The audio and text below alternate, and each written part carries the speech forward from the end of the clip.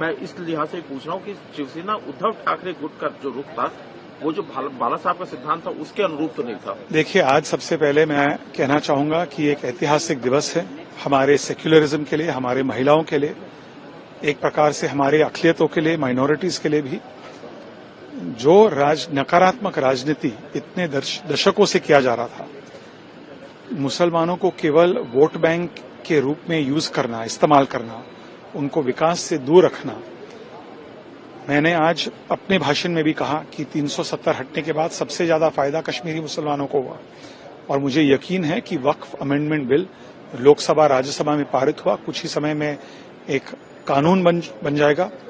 उसके बाद सबसे ज्यादा फायदा आम जरूरतमंद मुसलमानों को मिलेगा। जहां तक उभाटा की सवाल है, एक बात स्पष्ट है, पूरी महाराष्ट्र जानती है कि उभाटा यानी कि उद्धव ठाकरे जी की जो पार्टी है वो एक हिंदू विरोधी पार्टी है।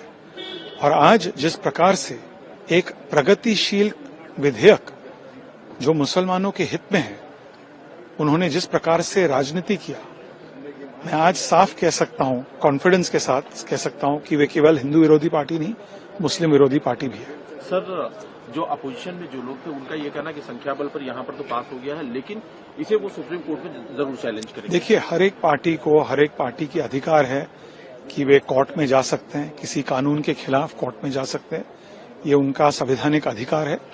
कोर्ट अल्टीमेटली निर्णय लेगी। 370 को जब हटाया गया उस समय भी लोग सुप्रीम कोर्ट में गए थे, सुप्रीम कोर्ट ने अपना वर्डिक्ट दिया।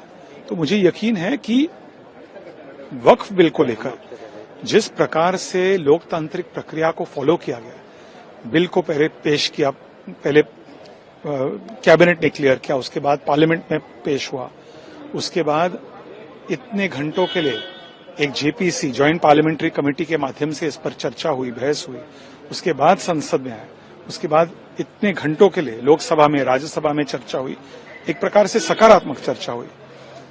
तो ये पूरी तरह से लोकतांत्रिक प्रक्रिया को हमने फॉलो किया है, और इसलिए मुझे यकीन है कि चाहे कोई भी कोर्ट में जावे, कोर्ट भी जो प्रक्रिया हमने फॉलो किया उसको रिअफर्म करेगी।